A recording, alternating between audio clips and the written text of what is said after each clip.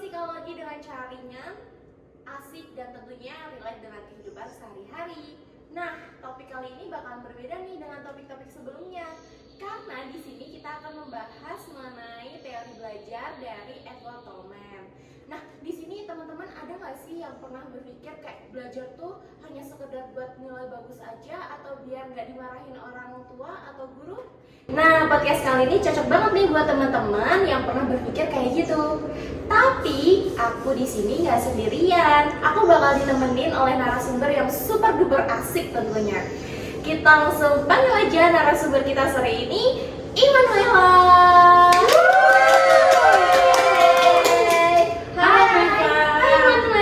Halo juga untuk para pendengar. Gimana nih kabarnya Immanuel akhir-akhir ini? Ya, puji Tuhan baik. Alhamdulillah. Tetap semangat kan? Tetap dong. Ya. Nah, teman-teman, seperti yang udah aku obrolin tadi, aku bakal bahas topik mengenai teorinya Edward Tolman ini bersama Immanuel. Nah, Immanuel, bisa dijelasin nggak sih dasarnya dulu mengenai teori belajarnya Tolman ini? Nah, teori Tolman ini sangat menarik ya guys, karena kita bisa sebut dia tuh anak tengah gitu di dunia belajar, di psikologi belajar itu. Nah, dia tuh tidak masuk ke behaviorisme murni, tapi dia tuh belum sepenuhnya kognitif gitu. Jadi gini, ada ilmuwan yang bernama Edward Tolman kan, yang seperti kamu bilang itu. Nah, dia tuh terkenal dengan teorinya pembelajaran kognitif. Nah, dia tuh percaya kalau dalam proses belajar itu tuh nggak cuman merespon stimulus yang ada, tapi di tengah-tengahnya itu kita menyerap informasi, kita bikin map mental, dan kita tuh belajar tuh ada motivasinya. Jadi kalau bisa dibilang kita belajar, kayak kita tuh pasti ada pikiran kayak aku belajar buat apa ya gitu. Berarti bukan hanya sekedar respon aja ya? Betul, bukan sekedar respon aja. Dan Tolman juga menggambarkan kalau di tengah-tengah stimulus dan respon itu tuh ada kotak hitam.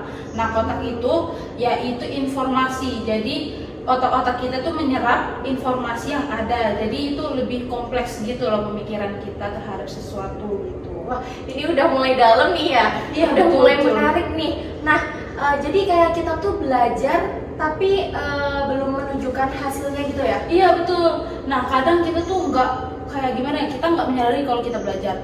Tapi pas kita dipaksakan untuk mengeluarkan kemampuan kita bisa. Nah, itulah yang kayak gimana ya, yang tergambar di eksperimen Tolman terhadap tikus-tikusnya. Nah, ini mulai menarik banget nih teman-teman. Ini yang legendaris ya, Iya, yang betul. terkenal itu teorinya Tolman bersama dengan tikus. Iya, betul. Nah, bisa diceritain nggak sih lebih lanjut biar teman-teman tuh juga tahu gitu teori-teori dari Tolman? Oke Meva, jadi gini, jadi di tahun 1930 Honzik dengan Tolman itu tuh membuat suatu labirin. Nah, mereka ngisi tuh labirin itu dengan tikus-tikus, tapi dikelompokkan yang menjadi 3 kelompok. Nah, kelompok A itu, jadi tikus-tikus ini selama 10 hari dilatih, dan dia setiap keluar dari labirin itu dia dikasih makan. Nah, kelompok B itu selama 10 hari nggak dikasih makan guys. Terus kelompok 3 10 hari itu nggak dikasih makan, tapi pas di hari ke-11 mereka dikasih makan sama si Tolman dan Honzik ini. Nah, lebih menariknya lagi, yang mempunyai peningkatan yang sangat drastis dalam performa untuk keluar dari labirin itu kelompok C, dan melebihi kelompok A gitu loh. Serius itu? Padahal sebelumnya mereka tuh nggak dilatih kayak kelompok A ya? Iya, serius. Dan itu kayak poinnya gitu loh, karena kan selama 10 hari ini kelompok C nggak dikasih makan kan ya. Pas di hari ke-11 mereka tuh ada motivasinya untuk aku harus makan nih gitu. Jadi mereka itu mengeluarkan semua pengetahuan yang ada di otaknya yang udah mereka serap dari 10 hari kemarin itu untuk keluar dari labirin itu. Ini benar-benar mind blowing banget sih. Betul. Jadi tuh kita nggak bisa ya kayak melihat kemampuan seseorang tuh hanya dari hasilnya aja. Betul banget. Jadi untuk para guru, orang tua kita, dan ya harus kita sadari lah kalau semisalnya hasil tuh nggak selamanya instan keluarnya guys. Jadi nikmati aja prosesnya gitu. Oh, siap-siap. Dengerin ya guys. Yes, I said it. Yes, yes, Yes, I said it. Yes. Iya. Nah, sekarang nih misal kita tuh kita lagi nggak ngurusin tikus dan labirin. Nah, teorinya dari Tolman itu bisa nggak sih relevan buat kehidupan yang sekarang, kayak pendidikan yang saat ini? Wah, sangat relevan banget Meva. Jadi aku tuh punya contoh kasus gitu. Aku ngambilnya kasus di kuliah aja ya, karena kan teman-teman juga mungkin di tingkat pendidikan ya, dan Meva juga mungkin Dari dari Univ ya. ya. Jadi aku punya 2 contoh untuk di kampus dan satu di kehidupan sehari-hari. Jadi yang pertama itu adalah mahasiswa yang pasif banget, dan terus dia tuh nggak tanya jawab gitu. Nah, tapi pas ujian langsung maupun praktik gitu, dia bisa menyelesaikannya, dia bisa menjawab, dia bisa melakukan segala sesuatunya. Nah, karena dia tuh punya atensi terhadap informasi yang dosen berikan.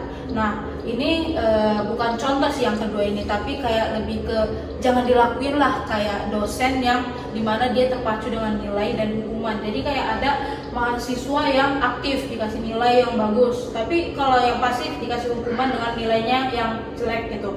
Nah, itu nggak bisa guys, karena itu kayak membuat potensi orang-orang yang belajar dengan diam-diam itu menurun gitu. Jadi dia kayak lebih punya pikiran lebih baik, aku nggak usah kuliah deh daripada dipaksa aktif gitu loh, gitu. Jadi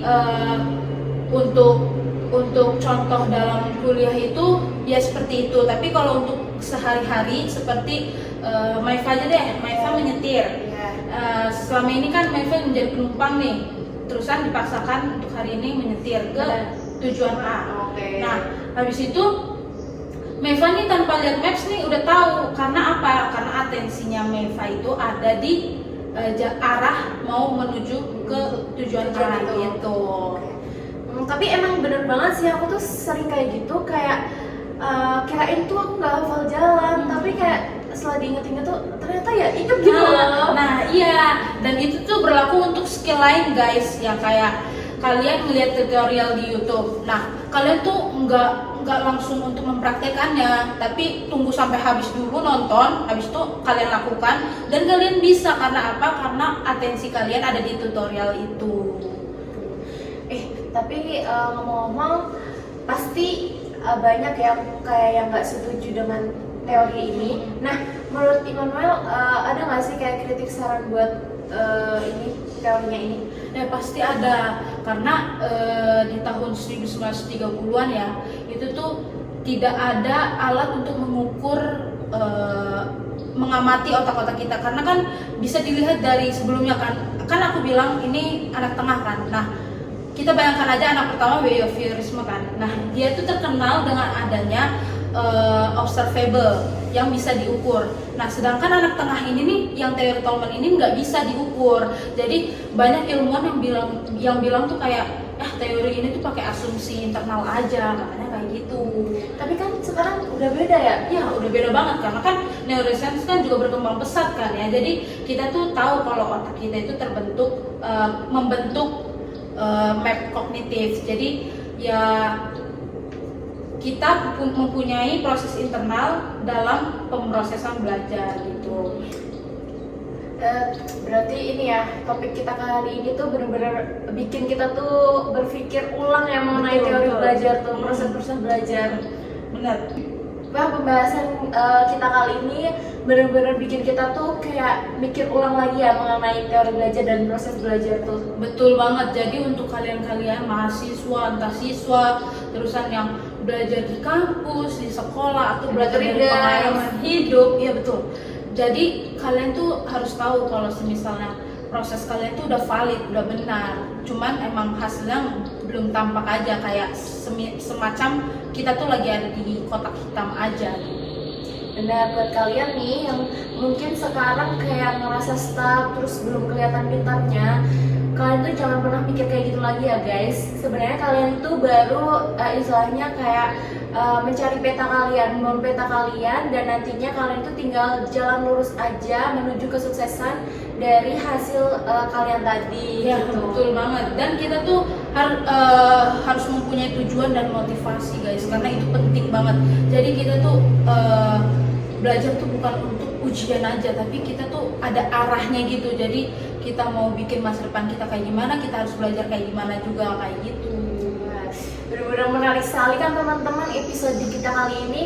Nah, buat teman-teman jangan lupa ya diingat-ingat apa yang udah diomongin Immanuel tadi. Itu benar-benar sangat bermanfaat sekali, benar-benar memotivasi ya. Betul Tentang proses belajar. Nah, buat kalian ingat kata-kata kita tadi, jangan pernah merasa stuck dan insecure karena semuanya itu butuh proses. betul. Ibaratnya kalian lagi membangun labirin lah buat kalian sendiri gitu. Jadi semuanya butuh proses. Nggak ada yang namanya tertinggal, nggak ada yang namanya kalau itu nggak pintar, no. Itu semua ada proses. Iya betul. Oke, segitu dulu podcast kita pada sore hari ini. Terima kasih banyak buat Immanuel udah menemani aku di podcast sore hari ini. Semoga bermanfaat ya buat teman-teman semuanya. Kurang lebihnya dari kami mohon maaf. Wassalamualaikum warahmatullahi wabarakatuh. Shalom. And see